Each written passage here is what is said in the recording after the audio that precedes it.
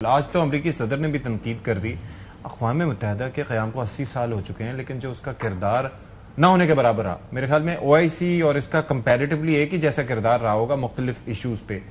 تو آپ کو لگتا ہے فیوچر میں کوئی رول پلے کر سکے گا اقوام متحدہ؟ کیونکہ یہاں پر جہاں پر آپ نے سلامتی کونسل میں کچھ ملکوں کو آپ نے ویٹو پاور دے دیا ہے کہ کوئی قرارداد آ بھی جائے تو آپ ویٹو کر دیں، تو ایسے میں تو یہ انفیئر ایڈوانٹیج ہی ہے ان ملکوں کو. اب دیکھیں یہ مطلب سوری ٹو سے کہ دوگلی پالیسی اور ڈبل سٹینڈرڈ دیکھیں کہ غزہ میں یونائٹڈ نیشن کے جو سیکرٹری جنرل ہے گتریس صاحب، انہوں نے CNN میں انٹرویو دیا کہ غزہ میں اسرائیل جینوسائیڈ کر رہا ہے.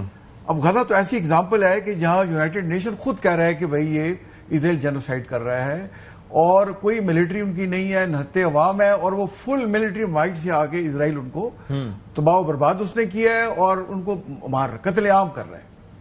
اور ایک دفعہ آپ دیکھیں 6 دفعہ ہو گیا ہے کہ سیکورٹی کونسل میں قراردادیں پیش ہوئی کہ غزہ میں لڑائی بند ہو، اور 6 کی 6 دفعہ امریکہ نے ویٹو کیا.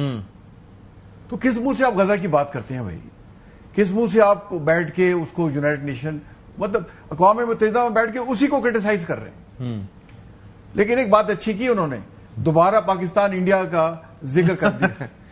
آئی تھنک 3 درجن سے زیادہ دفعہ ہو چکا ہے کہ انہوں نے کہا کہ میں نے جنگ رکوائی. پچھلی دفعہ ڈونلڈ ٹرمپ نے یہ بھی کہا تھا کہ 7 طیارے گرے اور $150 ملین کا طیارہ گرا. تو وہ سب کو پتا ہے $150 ملین کا کون سا. اب دیکھیں جب امریکن صدر یونائٹڈ نیشن کے اندر بیٹھ کے کہہ دیتا ہے اپنی سالانہ سپیچ میں کہ میں نے جنگ بند کرائی، جبکہ انڈین مندوب سب بیٹھے ہوئے وہاں پہ، تو کتنا بڑا انڈیا کے منہ پہ تماچا ہے یہ دیکھیں. ایسے ہے کہ آپ نے کس حد تک آپ جھوٹ بولیں گے. دیکھیں صحیح. اب یہ دیکھنا یہ ہوگا، دیکھیں جیسے پاکستان اور سعودی عربیہ نے معاہدہ کیا، دیکھیں ایک چیک تو ڈالا نا اسرائیل کے اوپر، کیسے بھی کیا ہے.